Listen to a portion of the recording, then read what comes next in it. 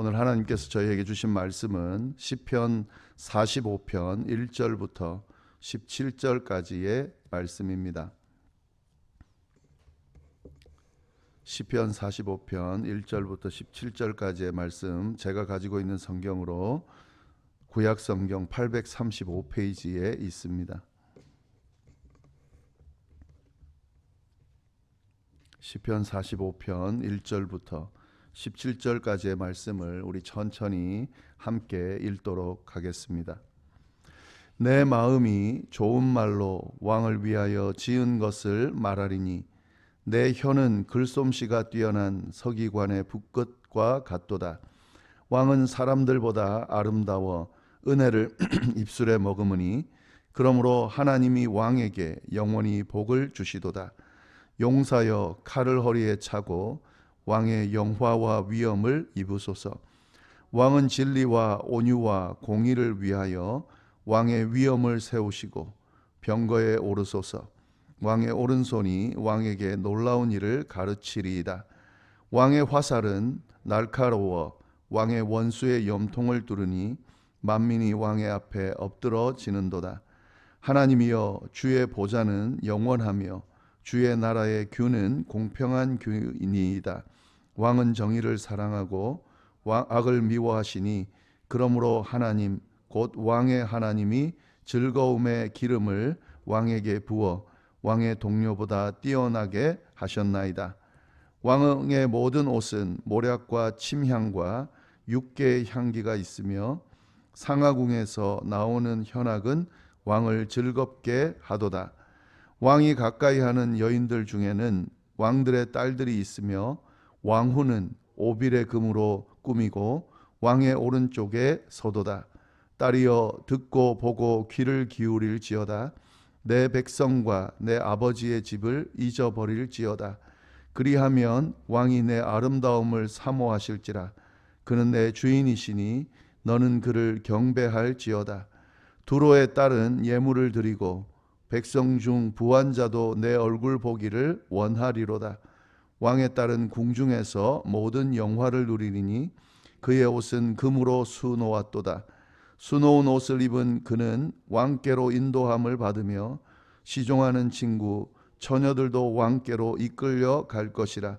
그들은 기쁨과 즐거움으로 인도함을 받고 왕궁에 들어가리로다. 왕의 아들들은 왕의 조상들을 계승할 것이라. 왕이 그들로 온 세계의 군왕을 삼으리로다. 내가 왕의 이름을 만세에 기억하게 하리니 그러므로 만민이 왕을 영원히 찬송하리로다. 아멘. 네, 오늘은 시편 45편 말씀 우리 함께 나눌 텐데요. 이 시편 45편 이 말씀을 꼼꼼히 보면 뭔가 지금 다른 시편과 좀 다른 부분을 찾아볼 수가 있습니다. 이 표제어를 보시면은요, 고라 자손의 마스길, 사랑의 노래, 인도자를 따라 소산님의 맞춘 것, 이렇게 돼 있습니다. 근데 지금 42장 2편부터는요, 시편의 제 2권이 시작이 되는데 고라 자손이 쓴 그 시편의 내용이 쭉 나옵니다. 근데 뭐라고 표현이 되어 있냐면 고라 자손의 마스길, 인도자를 따라 부르는 노래, 이렇게 되어 있습니다. 44편도 그렇고요, 46편도 그렇고, 그러니까 기본적으로 고라 자손의 시, 그리고 인도자를 따라 부른 노래, 이런 표현으로 되어 있는데 45편을 보면은 고라 자손의 마스길, 사랑의 노래, 인도자를 따라 소산님의 맞춘 것, 이런 좀 표현들이 많이 들어가 있죠. 그래서 조금 다른 표현이 되어 있다, 표제어가 그렇게 되어 있다는 부분을 좀 우리가 먼저 봐야 될 것 같습니다. 이 고라 자손의 마스길, 고라 자손의 교훈이다, 이런 말씀 드렸죠. 그리고 인도자를 따라 맞춘 노래, 인도자를 따라 부르는 노래다. 이거 이제 예배 시간에 부른 노래입니다. 그래서 이제 인도자를 따라 부르는 그런 노래로 이 시편이 사용이 됐는데, 근데 여기에 보면은 사랑의 노래다 이렇게 표현이 되어 있습니다. 그냥 노래가 아니라 사랑의 노래다라는 거죠. 그러니까 이 시편의 성격, 내용이 뭔지를 우리가 내용을 보지 않아도 먼저 알 수 있는 거죠. 이 시편은 사랑의 노래구나. 예, 이렇게 이제 우리가 알 수가 있습니다. 왜 사랑의 노래라고 표현하냐면 이 시편이 어떻게 쓰여졌는가, 또 어떻게 이 시편이 불려졌는가라고 했을 때 왕의 결혼식에서 연주된 그런 노래다 라고 합니다. 그래서 이 45편의 경우는 목적이 있습니다. 이 시편은 왕의 결혼식 때 사용하기 위해서 부른 노래다 하는 거죠. 그러니까 당연히 사랑의 노래가 들어갈 수밖에 없죠. 결혼식에서 불려지니까 사랑의 노래, 그런 내용이 들어갈 수밖에 없겠죠. 그래서 이 그 시편을요, 또 별명이 있는데 왕의 축가다, 왕의 결혼식에 불려진 축가다, 이런 그 표현도 있고요. 그리고 시편 속에 담겨 있는 아가서다, 이렇게 표현하기도 합니다. 그러니까 지금 이 내용이 어떤 내용인지 우리가 유추해 볼 수 있다는 거죠. 왕의 결혼식 때 불려진 축가와 같은, 아가서와 같은 사랑의 노래가 바로 이 시편이다 하는 거죠. 네, 그리고 또 한 가지 더 우리가 봐야 될 것은요, 인도자를 따라 부르는 노래인데 소사님에 맞췄다 이렇게 되어 있습니다. 소사님이 뭐냐, 이거 이제 분명하지는 않습니다. 이 소사님이 뭔지 분명히 뭐다라고 이렇게 드러나 있지는 않습니다. 이 소사님이라고 하는 표현이 표제어로 사용되면서 시편에 쓰여진 그 경우가요, 3편이 있습니다. 예, 지금 여기 45편에 나오고, 그리고 69편에 나옵니다. 69편에 보면은 뭐라고 되어 있냐면요, 다윗의 시 인도자를 따라 소사님에 맞춘 노래다 이렇게 되어 있습니다. 그리고 80편에 또 있습니다. 아삽의 시 인도자를 따라 소사님 에드세 맞춘 노래다. 소사님 드세 맞춘 노래다 이렇게 되어 있습니다. 그러니까 이 소사님이란 표현이 여러 군데 나와 있지는 않지만 이 3군데에는 표현되어져 있다 하는 거죠. 소사님이 뭔가, 이 45편 보면은요, 그 대부분의 성경에 이 각주가 나올 텐데, 여러분 가지고 있는 성경에 각주를 보시면은 소사님 2번 각주죠. 그 2번 각주를 뭐라고 표현했냐면 백합화 곡조다. 이렇게 이제 설명을 해놨습니다. 백합화 곡조다. 그러니까 지금 어떤 곡조를 이야기하는 거예요. 이 소사님이라는 것은 어떤 곡조의 한 형태를 말하는 겁니다. 근데 그 곡조가 백합화 곡조다 하는 거죠. 백합화 곡조가 뭔지 설명되어 있는 건 없습니다. 근데 이제 유추하기를 이 백합화가 갖고 있는 의미를 생각해 보는 거죠. 백합화가 갖고 있는 꽃말의 의미가 순결, 변함없는 사랑, 그런 의미가 있다고 하는데요. 그러니까 우리가 이 백합화 곡조가 뭔지는 모르지만 이 의미를 담고 있기 때문에 이렇게 표현했을 거라는 거죠. 변함없는 사랑을 표현하는 곡조, 순결을 표현하는 곡조, 이렇게 되는 거죠. 그래서 우리가 표제어만 보고 시편 45편을 유추해 본다면 왕의 결혼식에 불려진 노래인데 이건 사랑의 노래고, 근데 그 사랑의 노래가 어떤 내용을 담고 있냐면 백합화의 곡조를 담고 있는, 다시 말해서 순결하고 변함없는 사랑을 담은 그런 노래다 하는 거죠. 그러니까 뭐 이 백합화 곡조, 뭐 이게 뭐 순결, 뭐 이런 내용이 그 외에도 담겨져 있지만 이 45편을 볼 때는 지금 말씀드린 그런 의미를 생각하고 본다면 훨씬 더 좀 더 풍성하게 이해하면서 보실 수 있다는 거죠. 아, 왕의 결혼식에 이 노래가, 이 시편이 불려졌구나, 사랑의 노래구나, 그리고 백합화의 곡조로 순결하고 변함없는 사랑에 대한 내용을 담아서 이 노래가 불려졌구나, 이렇게 생각을 하면 좀 더 말씀을 잘 이해할 수가 있습니다. 지금 이제 그 왕을 위한 노래가 되는 거죠. 결국에는 이제 왕의 결혼식을 위해서 불려진 노래이기 때문에 왕의 노래가 될 텐데, 이 왕이 누군가, 그러니까 어떤 왕을 위해서 처음 불려졌을까? 그 그건 명확하지 않습니다. 이제 학자들이 솔로몬 왕의 결혼식을 축하하면서 솔로몬 왕하고 이방 여인하고 결혼할 때 그때 부른 노래가 아닌가 뭐 이렇게 유추하기도 하는데 그건 뭐 확실하지가 않습니다. 그리고 이제 나중에 보면은 또 다른 이제 제가 나중에 설명을 드릴 텐데 또 다른 왕의 결혼식을 위해서 불려지지 않았나라고 유추할 수 있는 또 근거가 나오는 구절이 있습니다. 그때 또 설명을 드리도록 하겠습니다. 지금 근데 이 말씀을 보면은요, 이게 이제 어떤 내용이 나오면 왕을 위한 노래가 나오고요, 왕을 칭송하는 내용이 나오고, 그 다음에 뒷부분에 가면 1절부터 8절까지는 왕을 위한 노래고, 9절부터 15절까지를 보면은요, 왕비, 그러니까 왕의 아내죠, 왕의 신부를 위한 노래가 나옵니다. 그러니까 이 내용도 두 내용으로 분류해서 볼 수가 있습니다.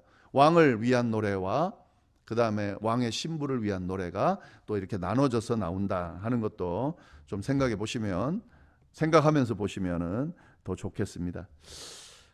이 내용을 하나하나 다 읽을 수는 없고요. 이제 이 내용을 이해할 때 지금 제가 설명드린 것은 이 시편의 그냥 단편적인 그런 이제 내용을 설명을 드린 거고, 이 시편이 가지고 있는 의미를 생각해 볼 때 이 왕은 누구며 왕의 신부는 누군가 하는 것도 우리가 알 필요가 있는데요.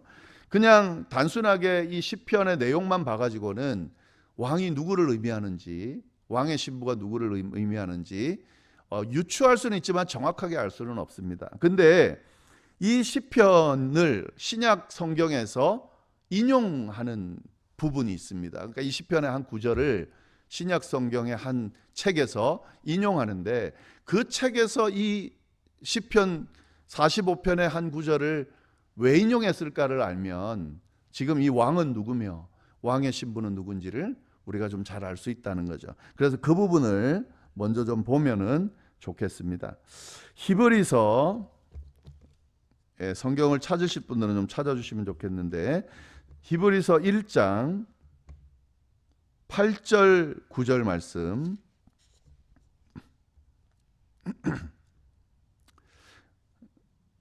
신약 성경, 제가 가지고 있는 성경 353페이지에 있습니다.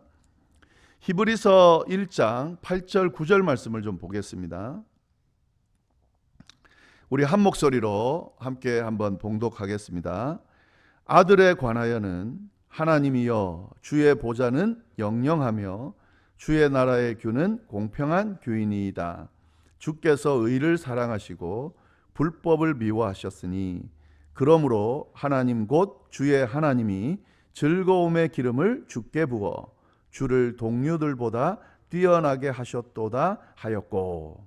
그러니까 인용을 해놨죠. 근데 이 구절이 오늘 시편 45편의 한 구절을 인용했는데 어느 부분이냐 하는 거죠. 어느 부분입니까? 6절 7절 말씀이죠. 6절 7절 말씀, 시편 45편 6절 7절 말씀 한번 보겠습니다. 같이 읽겠습니다. 시작. 하나님이여 주의 보좌는 영원하며 주의 나라의 규는 공평한 규니이다. 왕은 정의를 사랑하고 악을 미워하시니 그러므로 하나님 곧 왕의 하나님이 즐거움의 기름을 왕에게 부어 왕의 동료보다 뛰어나게 하셨나이다. 이 구절을 히브리서 기자가 인용하면서 뭐에 대해서 설명하려고 했냐 하는 거죠.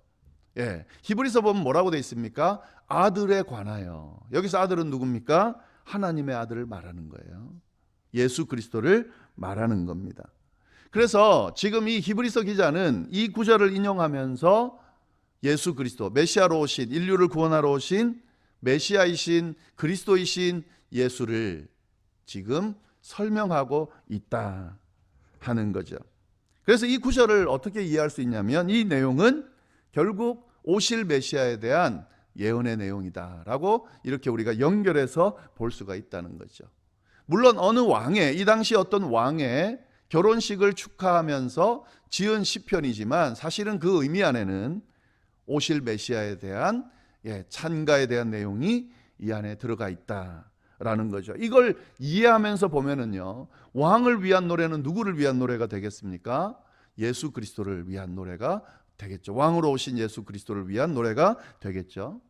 왕의 신부를 위한 노래는 어떤 의미를 담겠습니까? 그러면 왕의 신부가 누굽니까? 교회거든요. 교회를 위한 노래가 되는 거죠. 또 왕의 신부는 누구를 의미합니까? 성도들을 의미하는 거거든요. 성도들을 위한 노래가 되는 거죠. 예.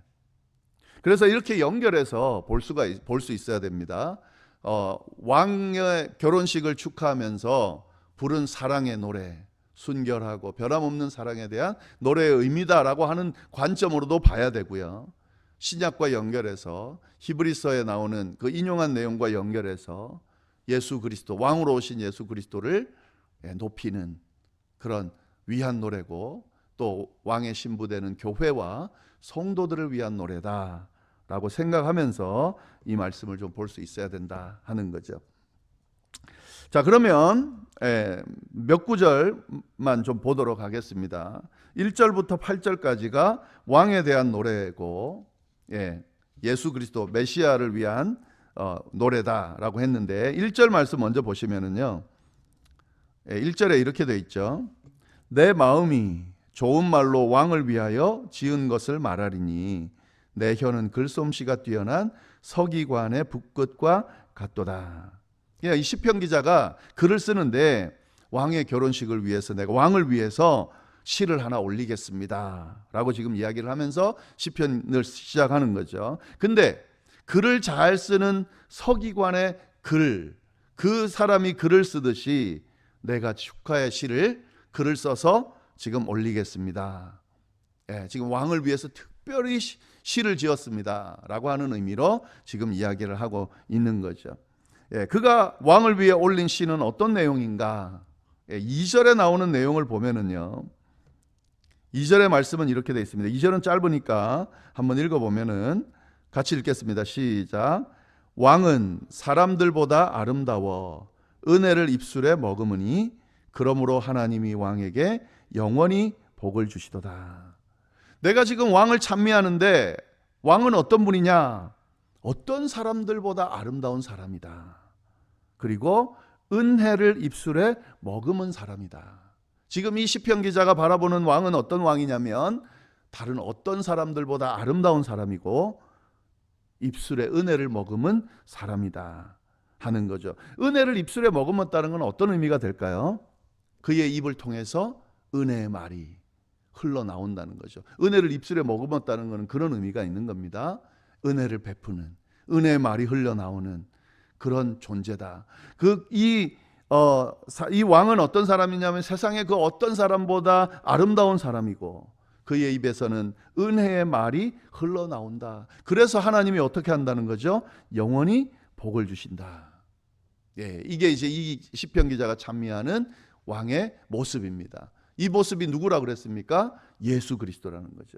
예수 그리스도가 어떤 분이냐? 예수 그리스도는 그 어떤 사람들보다 아름다운, 육신의 몸을 입고 온 예수 그리스도를 말하겠죠. 아름다운 존재고 그의 입술에는 은혜가 넘쳐서 항상 그의 입을 통해서 은혜의 말이 흘러나온다.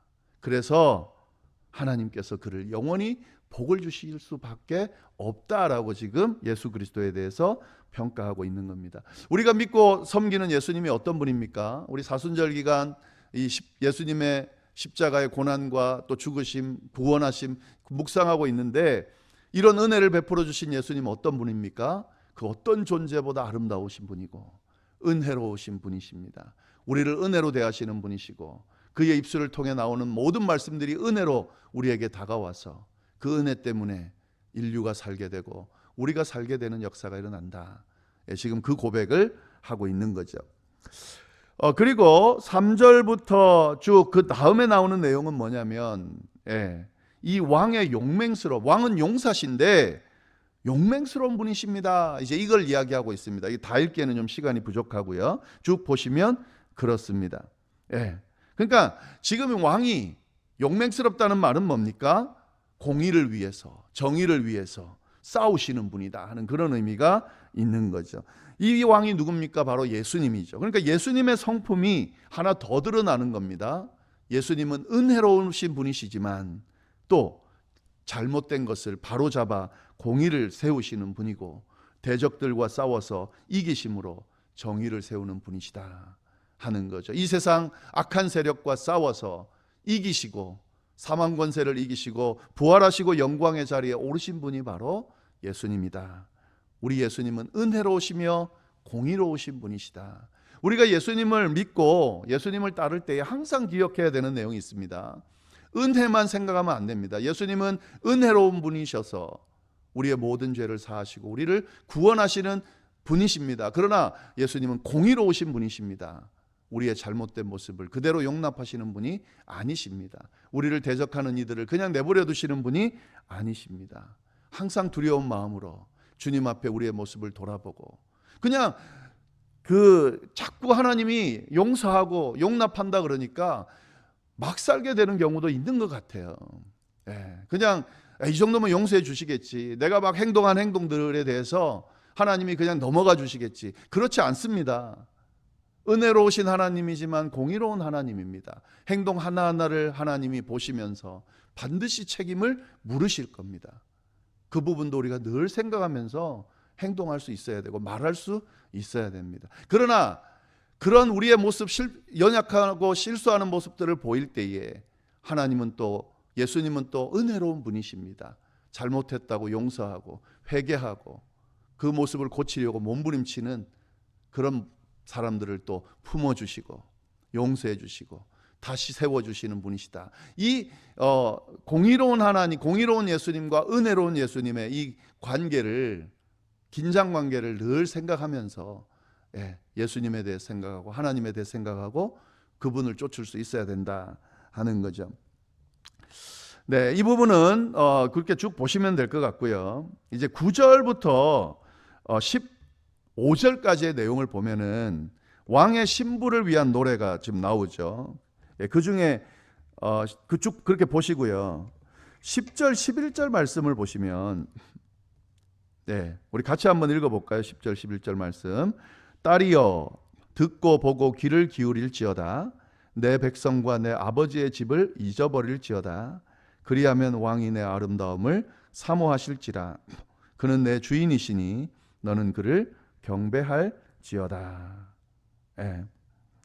그리고 12절도 같이 보겠습니다. 두로의 딸은 예물을 드리고 백성 중 부한 자도 내 얼굴 보기를 원하리로다. 왕의 신부로 오는 존재가 누군지가 지금 어느 사람인지는 정확하지 않은데요. 한 가지 분명한 게 있어요. 그게 뭐냐면 10절에 뭐라 그랬냐면 내 백성, 너의 백성이죠. 너의 백성, 그 신부의 백성입니다. 그리고 너의 아버지 집을 잊어버릴지어다. 잊어버리라는 거예요. 지금 결혼식을 하러 왔는데 네가 살았던 너의 백성, 너의 아버지 집에 대해서는 잊어버려라. 그냥 이렇게 생각할 수도 있죠. 이제 그 남자 집에 왔으니까 너의 집, 너의 그 문화는 다 잊어버려라라는 의미도 있지만 사실은 그 의미 이상의 의미가 이 안에 있습니다.